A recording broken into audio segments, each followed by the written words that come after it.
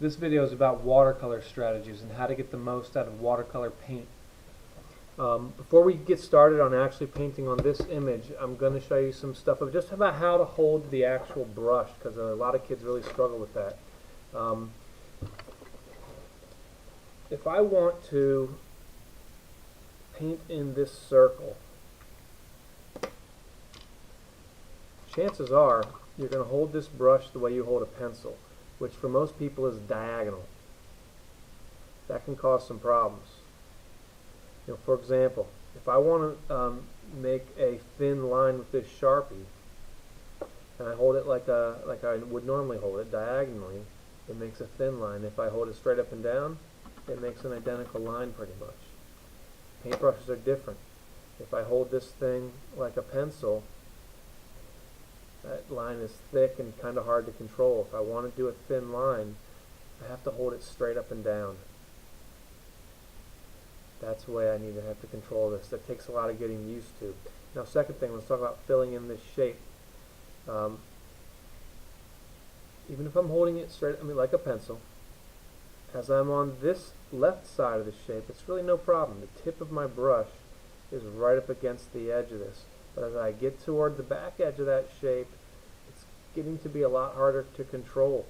It's hard to figure out where the back of my brush is going to touch the paper. So one thing I recommend is two things. If you're filling in a shape or a really thin shape like that,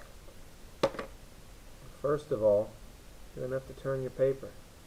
When you get to this edge, always make sure it's the tip of your brush up against the edge of that shape. On the other hand, if you're painting a really thin shape, there's a real good chance you're going to have to hold your brush straight up and down in order to stay within the lines. Alright, so now let's get to this. I want to paint these spikes. I think I'm going to do a fade from turquoise to blue to purple to magenta. There is no point in using watercolor paint if you're not going to mix. You might as well just get some markers. Every color in this has multiple colors in it. Every shape has mixtures of colors. That's what I'm expecting on this assignment. So that's one. Second, the way I teach this thing, the way I recommend, is to use a strategy called wet on wet, which is basically where you wet the shape and then you inject the color. So when I'll do this one because it's nice and big. So first thing I'm going to do is put water into the shape. Now I'm not going all the way up to the edge. Let's see if I can zoom in on these. No, it won't let me zoom. Alright, so I've got this pool of water here. Now paint.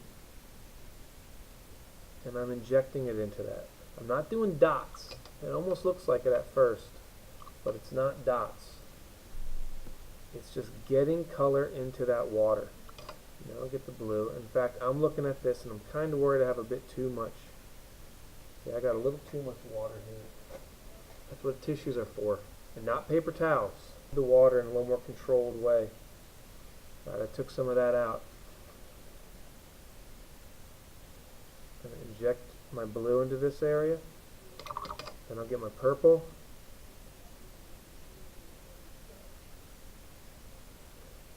And now I'll get this magenta. Now obviously I'm not all the way up against the edge yet. So what I need to start doing now is pushing this paint, this water, all the way to the edge of the shape.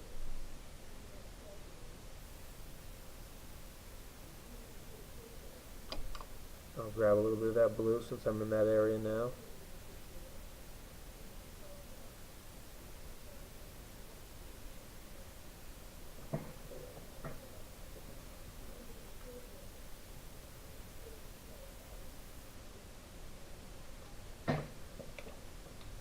Now that I'm getting down here into the purple area, I'll get that turquoise off my brush, get some purple.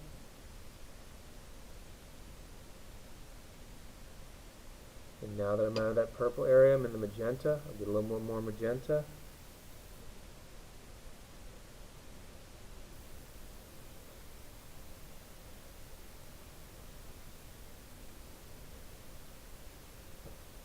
go. I would continue to repeat that throughout.